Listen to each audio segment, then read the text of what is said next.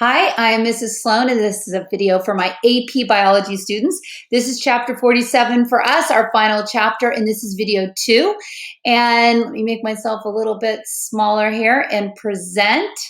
So in this final chapter, and I need a pointer somewhere. There we go.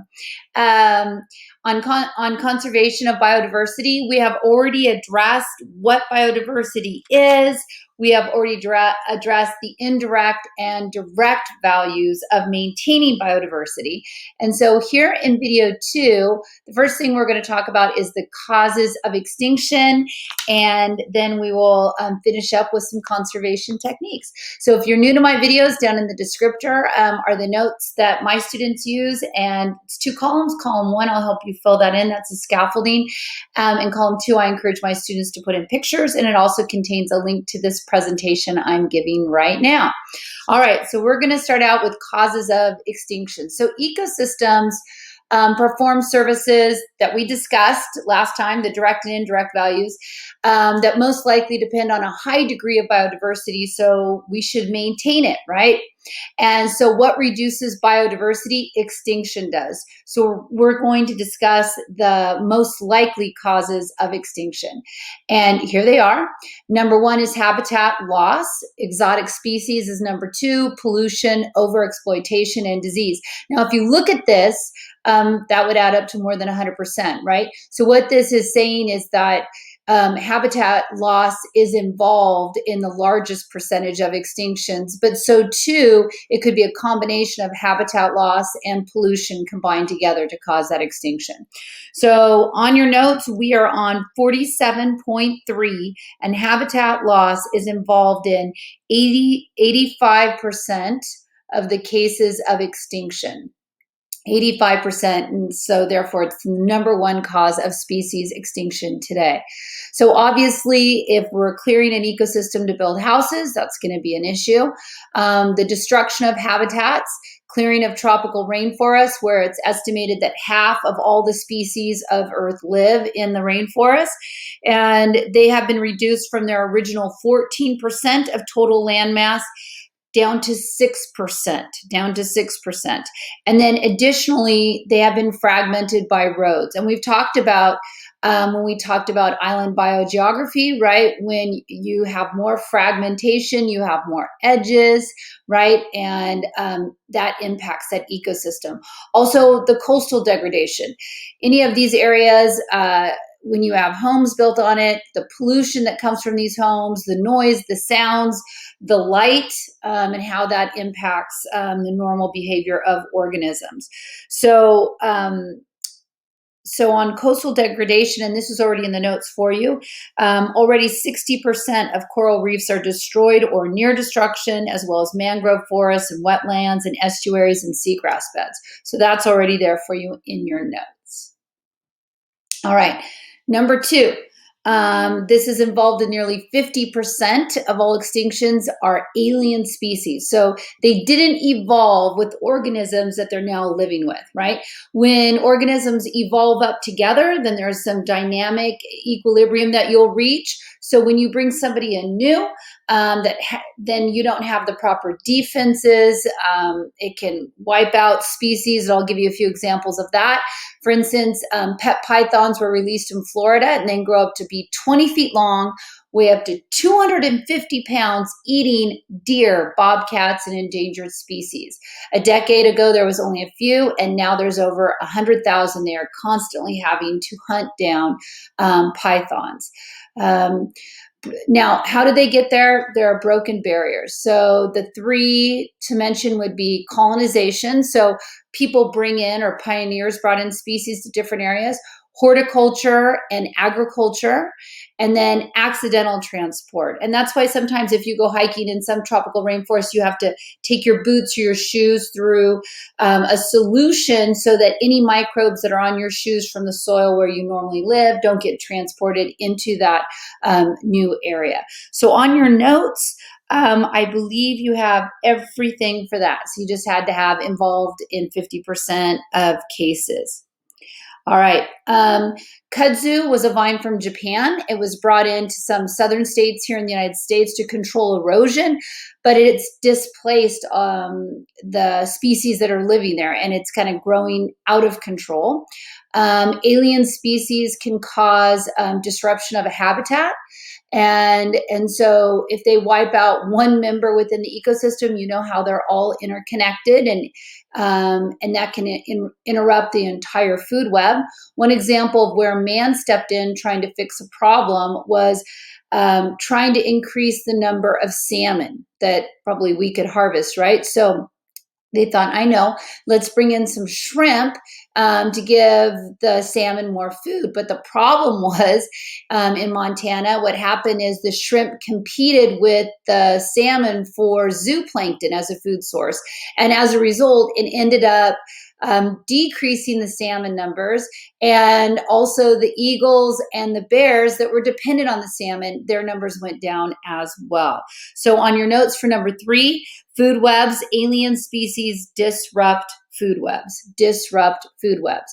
And then who is even more sensitive are islands. And we've talked about that as well. They have a narrower range and a lower total population.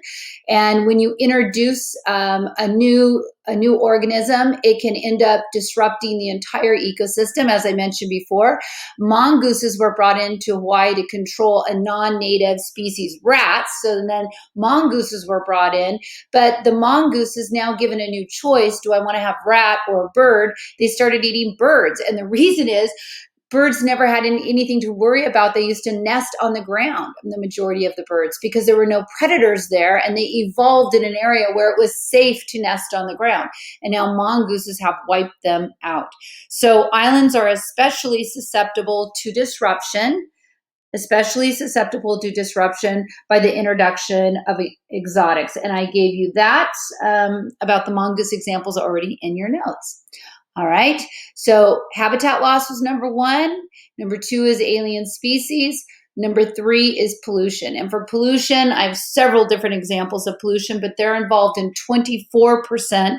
And they can also lead to the 5th cause, which is disease. Those two tend to be tied together, pollution and disease. So pollution is any environmental change that adversely affects the lives and health of living things. So let's go through the big pollution examples. So one is acid rain. Automobile exhaust, you might want to highlight that. I'm sure you would remember that, but sulfur dioxide from power plants form acids when combined with water vapor in the air. Acid rain causes trees to weaken. It kills small invertebrates and decomposers, kills the life of lakes. It changes the pH of the soil. So that's bad. Okay, another one is eutrophication, over-enrichment of a body of water. And lakes are stressed by, and the word you need is excess nutrients from sewage treatment and agriculture runoff. So the algae grow in abundance, then decomposers work on the algae. Decomposers do cellular respiration, and they remove oxygen from the lake, which causes massive fish kill, right? Next, got so much pollution for you. Ozone depletion. So the ozone shield protects us, and it absorbs, that's the word you need, most of the harmful UV radiation, preventing it from reaching the Earth's surface. When the ozone is, how it impacts us is it suppresses our immune system, it impairs crop and tree growth, and causes death of plankton, which is at the bottom of multiple food chains. All right, another one is organic chemicals that are released into the environment. A wide variety of chemicals are produced and they enter the environment, and what they end up doing is they can mimic our own hormones, organisms' hormones, mimic the effects of a hormone. So example, this one here, nonylphenols that are used in plastics, spermicides, and cosmetics. It makes salmon so they lose their ability to be osmoregulators to switch between fresh water and salt water. All right. And yet another one is global warming. And the basics, and we've talked about this multiple times, right, is this increase in the amount of CO2 doesn't then allow heat to escape, and our overall mean temperature is going up. and this is due to those greenhouse gases. And it's been on the rise since the Industrial Revolution. What happens as a result of this? When the temperature rises, you get bleaching of coral reefs. They expel their algae. It causes glaciers to melt, sea levels to rise. Regions of places where we can live, where even humans can survive, decreases. And it's happening faster than organisms can adapt to it. All right. So I'm repeating: habitat loss, 85%, exotic species, about 50%. Pollution is involved in 24%. And then our next one is overexploitation. And overexploitation is involved in about 17% of the cases. And overexploitation is defined. It occurs when the removal of individuals from the wild population drastically reduces their numbers, When you drastically reduce their numbers, then all of a sudden, then they become harder to find and then more valuable to people, and then they want them even more, and it creates this positive feedback loop, this vortex of extinction. So I'm an ocelot. You people overexploited me, and you are the cause of my mass extinction just for the economic value. People wanted their coats. Me too. Us too. And like I said before, Rarity, like in gathering tropical fish, they just literally squirt a toxin into the water, which freezes the fish. It doesn't kill them, but it freezes them so they're easier to catch, so they can sell.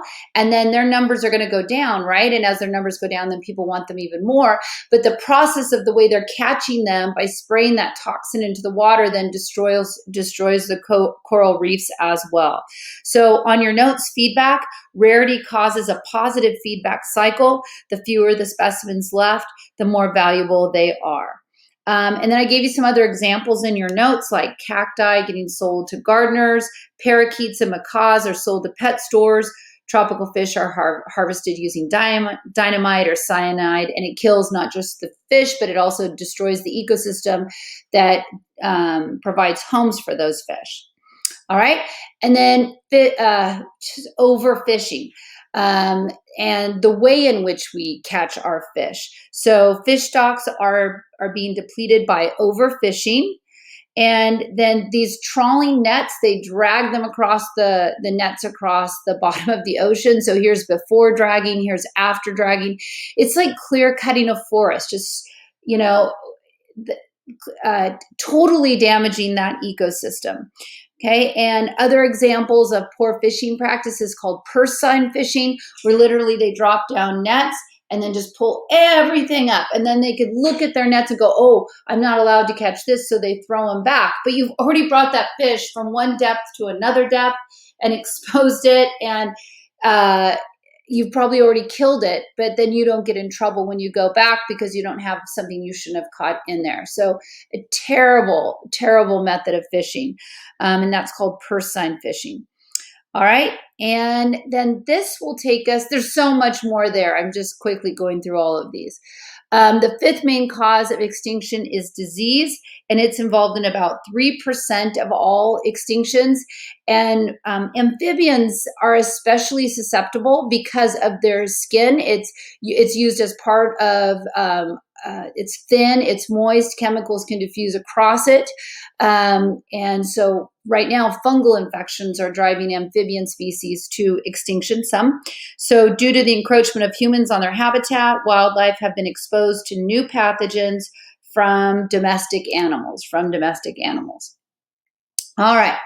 So that's what's causing extinction. So now let's talk about conservation techniques. And so we're changing the conditions that organisms are living in.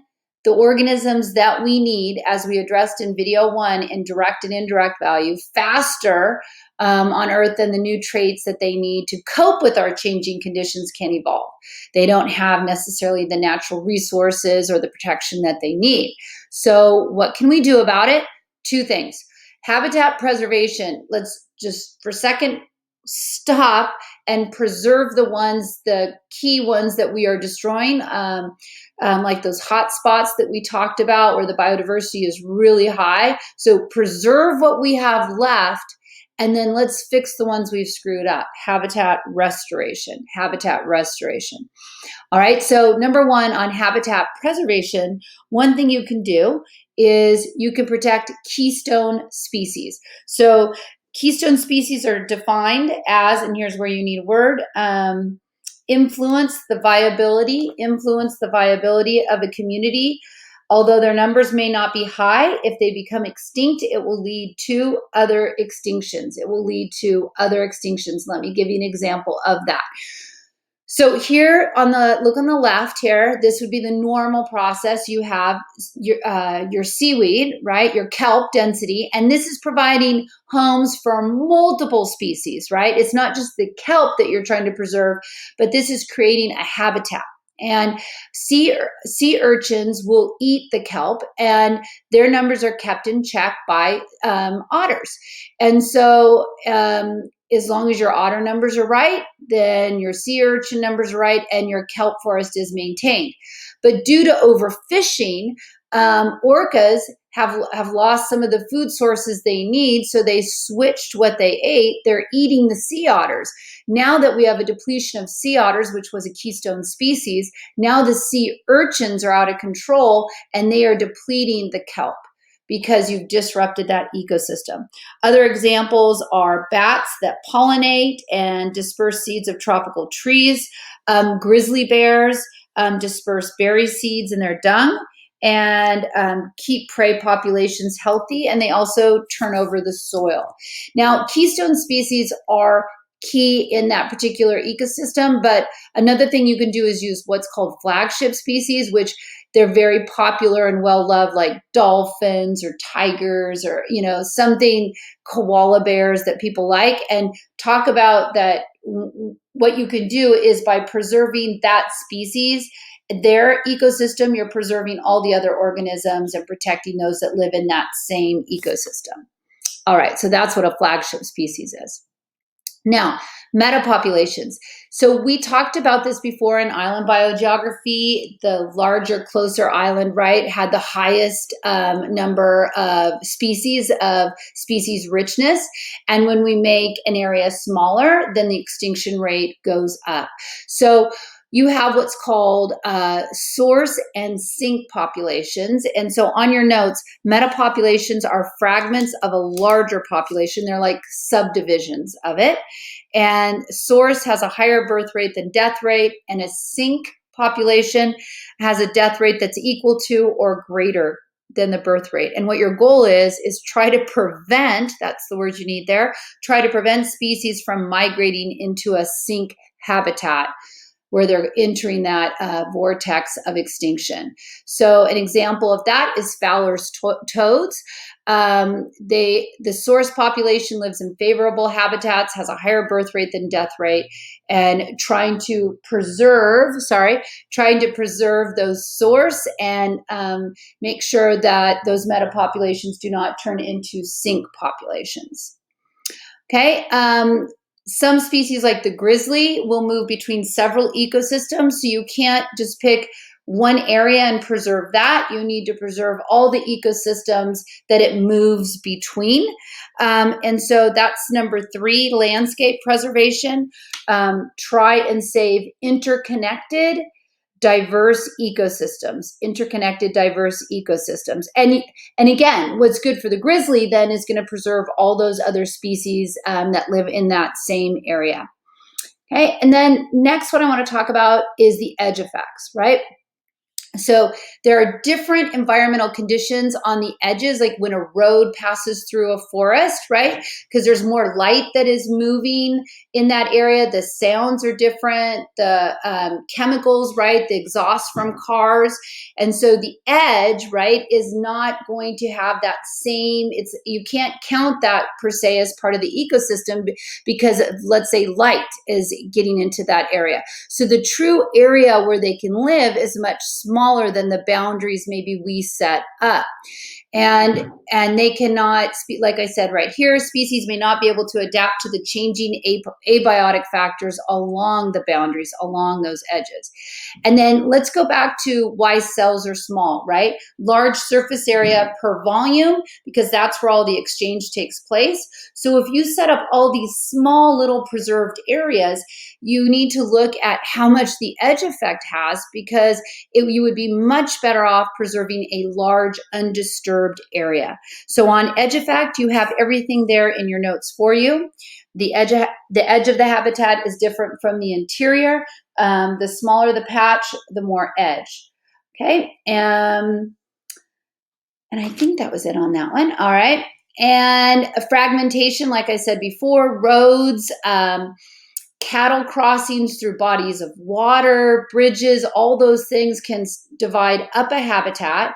And we need to be careful. I'm just giving you a few different obstructions right here for fish movement, pipes. You have to create ways that they can still get to where, let's say, their breeding grounds are. Sounds, noises, pollution within that area, it can prevent some organisms from finding food or disrupt their migration patterns. All right. And also you need to look at population viability analysis too, to really study, and this is what I'm talking to you about, preserving a large enough area so they do not enter that extinction vortex. Like, what do they actually need? All right. And then this, we've talked about habitat preservation. So the last thing is habitat restoration. So restoration ecology seeks scientific ways to return ecosystems to their former state, to return ecosystems to their former states. There are three principles for that. Number one, restoration should begin immediately before it's too late for some species. The techniques need to mimic natural processes that should be used, like controlled burning, biological pest control, bioremediation, what we talked about, phytoremediation. And C, restoration should be able to focus on sustainability. Restoration should focus on sustainable development where the resulting ecosystem can support itself. All right. And then an example is in the Everglades for habitat restoration. There used to be just natural, in the past, natural wet and dry cycles, but now there's man-made cycling, discharges for convenience based on the housing and the neighboring and the farming, and it really needs to return to its natural seasonal flow for it to become a stable ecosystem and change the neighboring crops and what runoff is getting into those bodies of water. Okay, and just giving you a few animals that were saved. The pelican. All right, and then that's it, my friends. You did it. I am proud of you. And for those of you getting ready to take your AP exam, that's going to occur in just a few weeks. It's important that you review, and I'm quite confident that you can do an awesome job. And if you're one of my students, I will see you in class.